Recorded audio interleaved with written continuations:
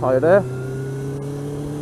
This is Tactless Dribs and this will be my first YouTube video. Hopefully this time I haven't got my exposure on +2 on the Drift Ghost during the daytime, because that's what I did the other day when I had time for a little ride out, and I had the exposure on +2 from the night before when I was on my way home from work, because I literally use my camera for everyday riding. And my father, who is Suffolk Andy, decided to start a YouTube channel, and because he's very opinionated and he wanted to get his opinions across, so I sort of thought, oh yeah, alright, I've got a mic with my camera, I'll put that in my helmet and see what happens basically. And that's my turning again. I've missed it. Better turn around. That was silly of me to miss my corner. That's a very hard corner to see, to be honest. Pretty sure that I shouldn't probably U-turn here, but there we go. Yeah, so my father started a YouTube channel, and that made me think, well, alright then, father, if you're doing it for a laugh, I'm doing it for a laugh. So off we went, and this will be my first video. A little about myself. 25, been riding a bike now for just under 2 months, and I enjoy it very much. I had a moped when I was 16, and that really did make me think, Christ, riding is fun. It's only a little 50cc Honda X8 RX, but damn, it was fast, and I loved it. I thought it was brilliant. So when the year was up, I sold it, because, you know, mopeds get knackered. You own them for a year. I bought it second hand off a lad who'd had it a year, and by the time I'd done with it, and I used it every day, every time I went anywhere, I used the moped, kind of like the Gixxer that I've got now, which is a 600cc GSXR. It's a 1999 model S-Rad. But yeah, the moped got slaughtered. I mean, so much stuff went wrong with the moped. It was unbelievable. I snapped throttle cables, speedo cables, I've got sticky throttle, and it took a punishment. I fell off it a couple of times, but it was all in good faith, and I enjoyed it. I mean, I didn't really enjoy falling off it at all, but who's ever going to enjoy falling off a motorcycle? And yes, you're probably thinking, oh, it was a moped, it's not a proper motorcycle. Well, I bought myself a Kawasaki GP 500. No, it wasn't. Yeah, it was a GPZ 500. GPX 500, like the old style Ninja, basically. That's where it came from, as far as I'm aware. You may tell me I'm wrong, but I bought one of them, and I rid it on private land and private roads and stuff, and around friends' properties, because some of my friends have big land out in places like this. And I've really enjoyed it, but I never passed my test. I just don't know, the bike broke down itself. It wasn't very good when I brought it, and it died. And with that, the thought of riding died with it. So off I went and got a car, and I drove a car, and I mean, I really enjoyed driving a car, but I mean, it didn't take my interest as much as the moped did, or the 250 that I bought with the intention of getting on the road on. So I'm now 25, so that was 9 years ago, and 8 years ago that I owned the 250. And just mid-year, I sort of thought to myself, well, I'm 25, the new laws don't apply to me, I really want a bike, and I'd had enough of waiting. So if I went down to Ipswich Rider Training, who I might add are brilliant if you live in Ipswich or nearby, and you could come here. Ipswich Rider Training are superb. I mean, my instructor, he got me through my test, bearing in mind I hadn't really ridden bikes in the 8 years since I got rid of the 250.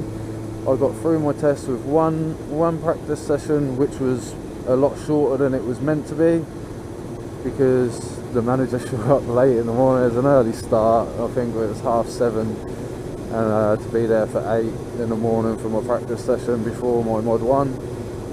And so I got about 20 minutes, 25 minutes for that, and I passed my mod 1 with one minor, and that was going through the speed trap 1 kilometre too slow, which is nothing. So that didn't concern me whatsoever.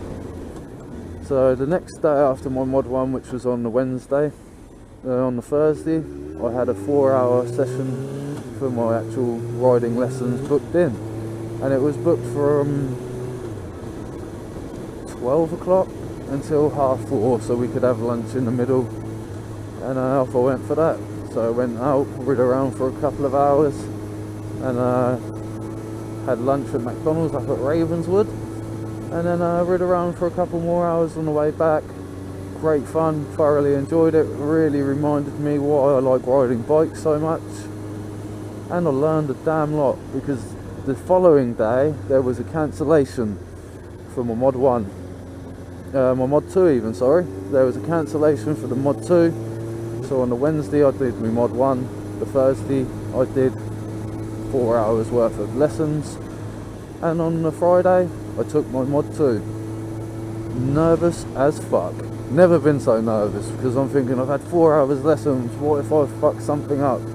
I haven't rid a bike for 8 years. I passed that with 0 minors. It was easy, and I really did find it easy. I just rid around how I generally would, and I mean the instructor, the examiner was thoroughly impressed. He gave me no minors, which was great. All my observations were done correctly and at the right times, and so I got my full license that day. And off I went down to our local car dealership, which was a car dealership, fuck's sake, down to the local bike dealership, Orwell's, and I was very tempted to get a brand new Ninja 636, and I was sat on the Ninja 636 Performance model, and I liked it. I thought it was superb, it was nice. And then my mate works in Orwell's, and he said, well, why don't you have a look at this GSXR here, this 2013 GSXR.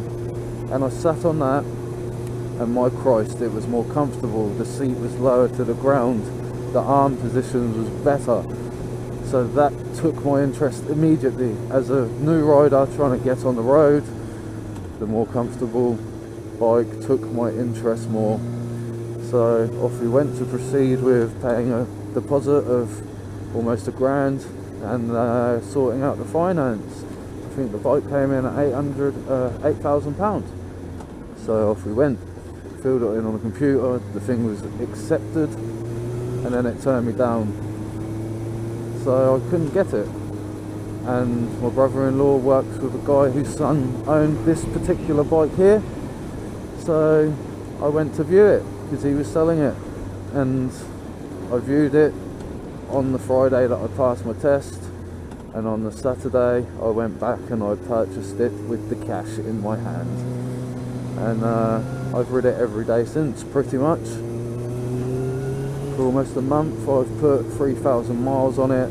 I've cleaned the brake bobbins, I've changed the chain and sprockets, I've cleaned the chain and re-lubed it and re-tensioned it already, because I do a lot of miles, and I do over 1,000 miles a month, so the bike's going to need regular maintenance.